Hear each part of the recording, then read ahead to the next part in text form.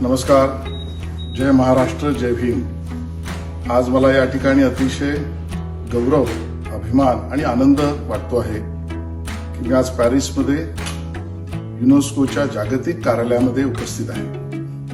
आमचे सन्माननीय अँबॅसेडर विशाल शर्माजी हे सुद्धा माझ्याबरोबर या ठिकाणी उपस्थित आहे आणि जगभरातील जे देश पुरातत्व आणि त्या संदर्भात सांस्कृतिक देवाणघेवाणीसाठी जगभरातले विशेष व्यक्ती या ठिकाणी येतात, अभ्यासक येतात आणि जगभरातल्या संस्कृतीचा परिचय आणि बरोबरीने पुरातत्व विषयातल्या अभ्यासाच्या सगळ्या घटना इथे होत असतात.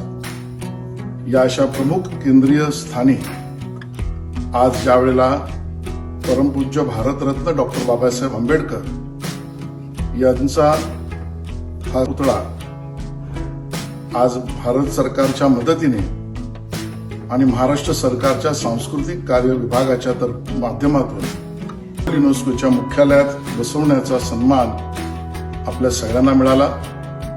परमपूज्य भारतरत्न डॉक्टर बाबासाहेब आंबेडकर यांचे विचार विश्वाला समानता, एकता, बंधुता, समानत्व याचा विचार देणारे आहेत आणि म्हणून बाबासाहेबांचा विचार भारताच्या संविधानाची 75 वर्ष पूर्ण झाली त्या निमित्ताने नियोजन केलेल्या कार्यक्रमानुसार या ठिकाणी पुतळा बसवण्यात आला